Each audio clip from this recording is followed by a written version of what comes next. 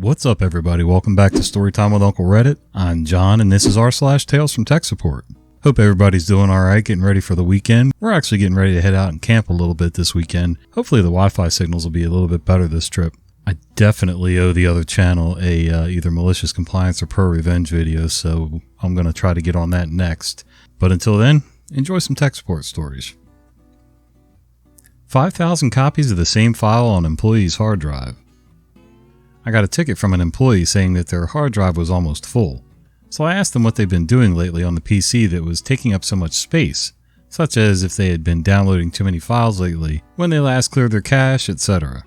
So I remote in, go into the browser and clear the cache, but employee is still uncomfortable with the free space on their drive, so I clear the temp folder. Employee still uncomfortable with remaining free space. So, concerned something might be wrong, I start running an antivirus scan on the employee's PC.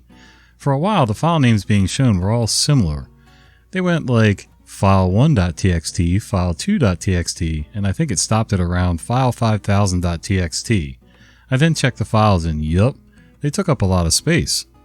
I asked the employee why they had 5,000 copies of the same file, and the employee replied that they were trying to back it up. Apparently keeping 5,000 copies of the same file was a good way to do so, and they didn't get the meaning of have multiple copies of your data.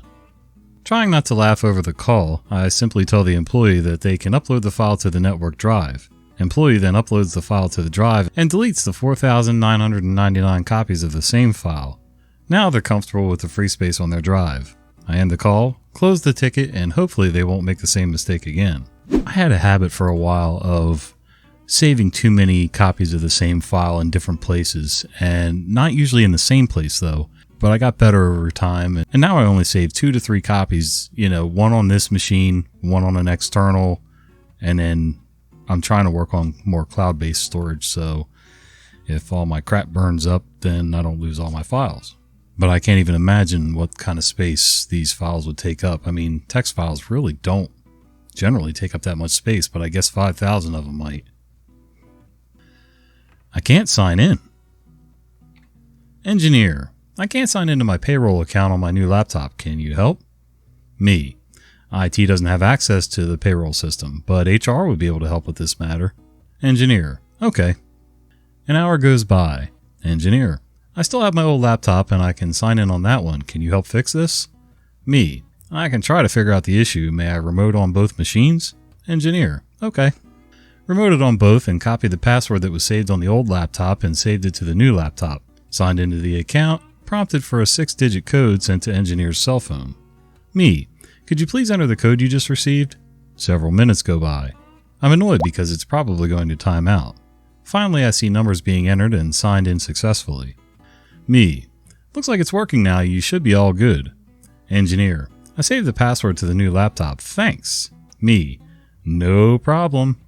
Thank you for coming to my TED Talk, Computer Literacy for Engineers. I don't know much about engineering, but I do know a few engineers. One of them is an older guy, and he tends to overanalyze things to death.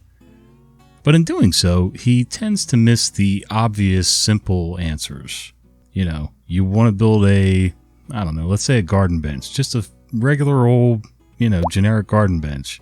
He'll have that thing engineered to the point where it takes him 3 days to draw it, 3 days to pick up materials, and another 3 days to build it. When really all he wanted was a nice little simple bench stuck in the garden to keep his wife happy. And I could have done all that in an hour, including picking up materials. So, sometimes overthinking's a bad thing, folks. Why lie? In comes an email from the CEO of one of our clients saying that she's receiving pop-ups which she finds unprofessional and annoying. Said pop-up is a notification from our RMM system prompting user to reboot PC to complete installation of patches we push out on scheduled basis. I respond back letting her know what it's about and that I'll change the frequency so it happens once a month, but she'll need to reboot so it can complete the update installation and get rid of the pop-up. 1 week later, today, she sends another email again about pop-ups being unprofessional and annoying, along with a picture of the notification. I again respond she needs to restart her PC for installation to complete and for the notification to disappear. 10 minutes later she responds she rebooted but the notification is still present. Oh my god, I know where this is going. I log into our RMM, check her PC uptime. 99 days, 4 hours, and still going. I decide to call her out on her BS, so I take a screenshot of the uptime and attach it to my email response letting her know her PC was never restarted. I haven't heard back from her since.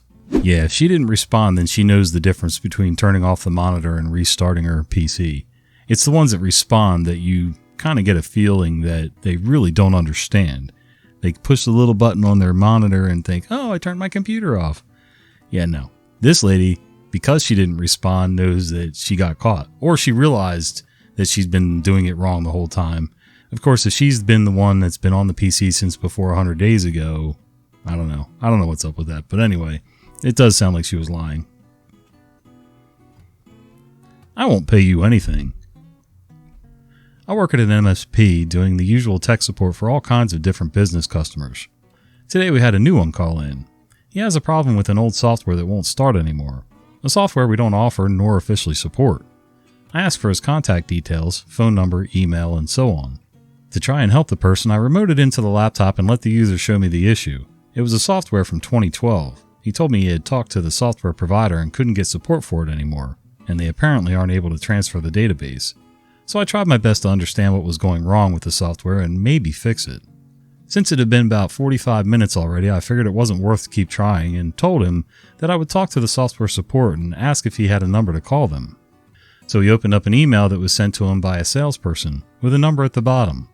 I read through the email and they already sent him 3 official resellers for their new software, but didn't say anything about not being able to transfer the data. I just gave him a call and they confirmed that there was no update possible. So I called the user back and told him to go with one of the resellers in the email. Then I remembered that I didn't ask for a street address. I called him again asking for it. He asked why we needed it. I told him that there's some paperwork that comes with calling for the first time. He asked if we could send an invoice for that, and I told him that we do. But you didn't even solve the problem.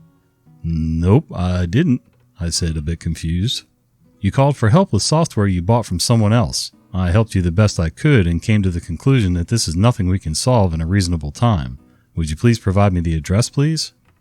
He didn't and kept insisting not getting an invoice, so I transferred him to my boss. I told my boss what happened. This took 1 minute to a minute and a half. In this time, the call from the customer disconnected. We came to the conclusion that he won't give us the address and we'll talk about it with my boss's boss. But since he had already given us his name, company name, and phone number, I looked it up on Google, and what came back was an address and another phone number. No website, though. I think we're not the only people he doesn't want to pay. I figured I would try to give the number a call, so I turned my caller ID off and called the number. You could clearly hear that somebody picked up, but said nothing. I asked if I was talking to user and just got a quick no back. The voice suspiciously sounded like the one from the person I talked to before, so I also asked about the address, to which I also got a no from the user. Both no's sounded more like a very panicked, oh F. So it obviously was the person who called. I just said that we will send the invoice and everything, but just got nothing back. Told him to have a good day and hung up the phone.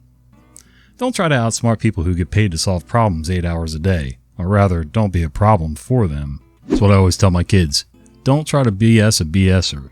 I've been at it way longer and I was way better at it at your age. It took them a while to get that through their heads, but I think they're finally starting. And I still don't understand how people figure they can call up support, a paid support line, and expect to not get invoiced whether the problem was solved or not. If a mechanic works on my car and he puts a bunch of parts in a bunch of time trying to diagnose something that nobody knows what the problem is, I expect to pay something. Maybe not full price, but at the very least for parts.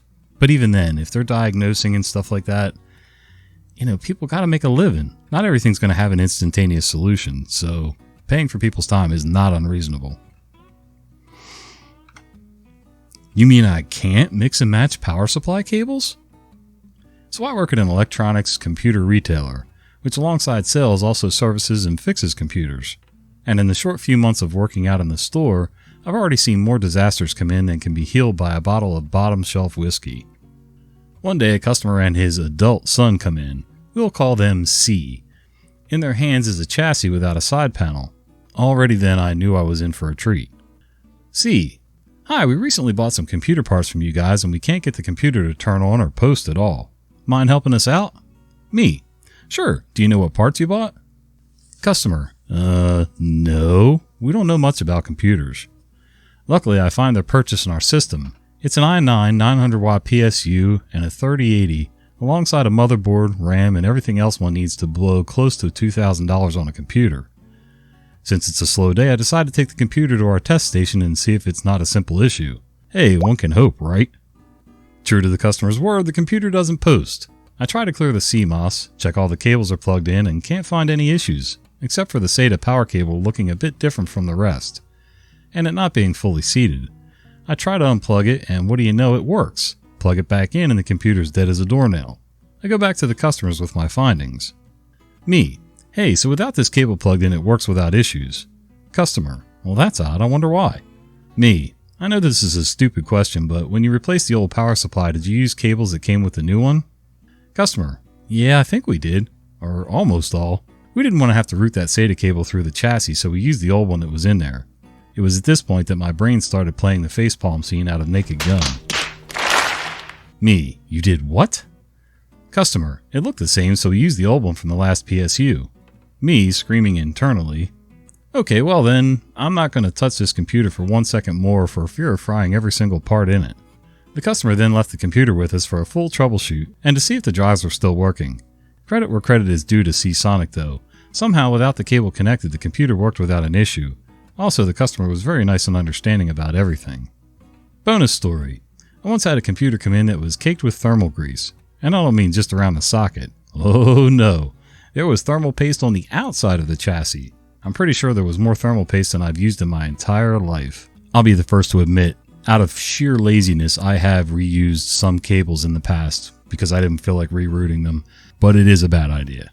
If I know the parts are the same, same specs and everything, it's not such a big deal. But if you're upgrading your power supply, your motherboard, all that stuff, use the new stuff. You've put $2,000 into this thing, you might as well do it right. As for the bonus story, I've never seen that much thermal paste. I mean, I've seen it squish out. In fact, I've had it squish out from behind chips before. Never usually to that point. But being in construction all these years, guys with big glue guns for construction glue when you're gluing down the subfloor on your floor joists and things like that, I've seen some of them where, you walk through the first floor after the second floor was put on, and you've got little stalactites hanging from the ceiling where all that glue squished down because they just cut the hole way too big in the tube and went nuts. I also did some work helping to repaint apartments and apartment buildings for a while, and those paint jobs are nothing special. It's pretty much white, coat everything the same, trim walls, whatever, and we would tape off a bunch of stuff, spray it, and we were out. Sometimes if the gap was big enough, you'd actually caulk things, and it was a pretty cheesy, cheap job, but it paid the bills. We had one guy though, he would again open up you cut the tip off the tube of caulk, and he would put it in the gun, and he would run a bead of caulk, about as big around as my pinky, and he wouldn't touch it. He wouldn't tool it, nothing, and it would just glob all over the place. And if he missed, he missed. He just left it there and painted over it. Yeah, even I can't go that far. Short but sweet. Slack doesn't work. Okay, this one's good. Not long, but good. I've got a user that uses a virtual desktop because the corporate desktops are too locked down for the dev work. They come to me with an issue today that Slack won't update, and after uninstalling won't reinstall because the OS isn't supported anymore, Windows 10. I have a feeling, but I have to be sure. But they're very busy and can't let me look at the system until noon. So I log on, and sure enough, the system hasn't been updated in over a year. I found myself wondering why, and then I get another message asking if it'll take very long to fix because they have important things to do. So now I know why. Needless to say, they can't have the system back today until I fully update it and make damn sure they can't avoid it again. Ever. Moral of the story, if a user thinks they're too busy to update regularly, they might want to consider losing their system for a couple days to catch it up, before yelling at us about forced updates. One of my boys was catching up on my episodes today online, and he snitched on me. He really did. He told my wife, Auntie Reddit, that, occasionally I mention her in my videos, and I'm about to do it again. Love my wife, but she never restarts her computer. She ignores a little icon down in her tray with the yellow dot that means you need to restart and update, and then wonders why things start going weird on her. Yeah, I don't know what to say. Restart your phone and your computer once a week. It's like changing the batteries in your old smoke detectors before they came out with the lithium-ion ones. You know, every spring and fall, change your batteries. Well, once a week, restart your phone and your computer. Do it all at the same time. First thing in the morning, last thing at night, whatever. Just do a regular restart. And no, letting the battery die doesn't count. Yeah, but he swore at me. Me. Newspaper IT, can I get the name and callback number? Shouty. Yeah, I'm Shouty and I'm at 1234. But listen, I just need a new keyboard. Me. Got it, so that's a desk side thing and they're regular business hours. Shouty. What? Me. Sorry, the only thing they let me do is reset passwords. Actually, I worked for an MSP that newspaper used for outside business hours, so my only job with them was resetting passwords and making tickets for their internal. And apparently it was a big no-no to admit that I'm an MSP. Shouty. Fine. Me. And then are you at the main office? Shouty. Excuse me? Me. On such and such street. Shouty.